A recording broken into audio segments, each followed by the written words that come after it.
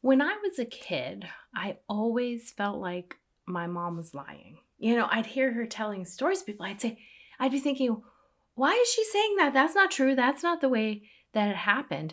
And I would always defend and argue and I just couldn't understand it. It didn't make any sense to me. And then as I got older, I started to realize that, this was happening all over the place. It's like, why does it seem like people are not remembering things properly?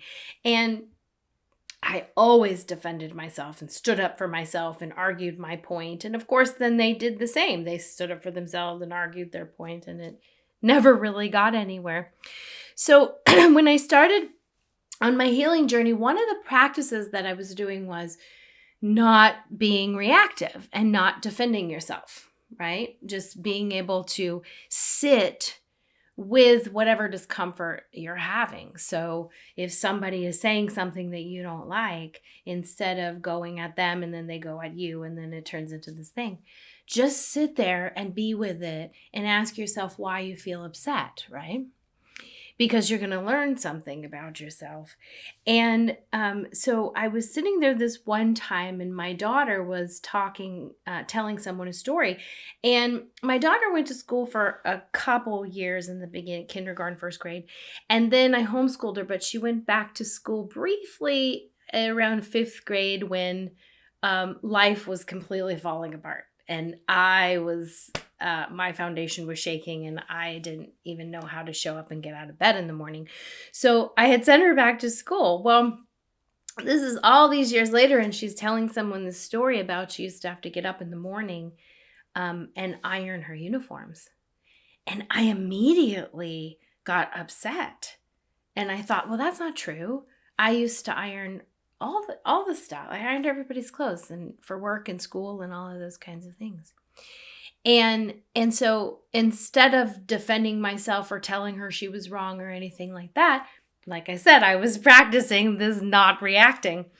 So I sat there listening to her tell the stories, and I just sat with, being upset. And I asked myself, why are you upset? Instead of why is she lying or why is she doing this, why are you upset about what she's saying? And what came out was that everything was falling apart. I was like that mom, that wife that, the perfect mom, the perfect wife, checking all the boxes, doing all the things. And I really prided myself on that. It was important to me to do those things.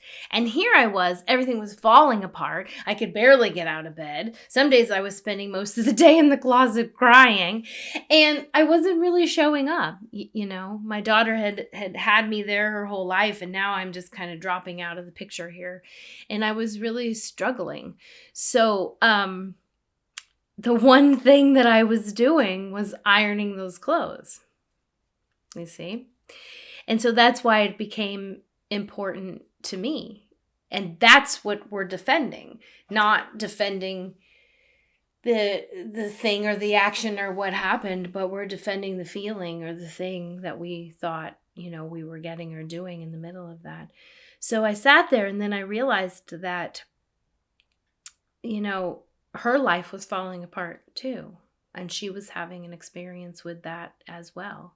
And maybe one day she had to get up and iron her uniforms. And that had an emotional effect on her that she carried it, to that period of time. So we were two people having an experience with, a challenging time, a difficult situation. And we were interpreting it in different ways based on where we were at. And so in that moment when I'm sitting there and I'm realizing, all these years I've been arguing with people about their memories and why are you lying and why aren't you telling it right and all of these kinds of things. And it was just a waste of time, because what happened in, that probably 3-minute period of time was the realization that we do not remember things the way they happened. We remember them the way they made us feel, right?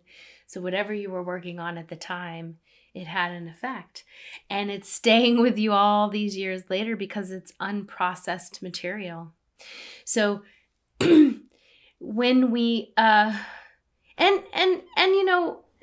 sitting there, I thought to myself, and why would I take that away from her? I didn't want anybody to take my story away from me because it meant something to me and I was going through something.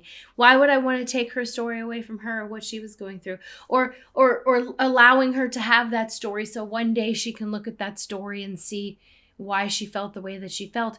These stories are keys, they're clues to the unresolved and unprocessed stuff that's inside of you. But if you're so busy arguing and bickering and trying to prove your point and trying to be right, you can't get that moment. You can't see that. That really, that moment right there really shifted something for me. And it made a whole lifetime of stuff make sense. Every time my mom said something that I was like, that's not it, or every time a friend said something, because it was never about me. Their interpretation was about them. And yes, you might be a part of their interpretation and it might make you feel bad. Oh well. Sit with it. Decide why it exists for you and why you feel upset about it. And what do you want to do about it?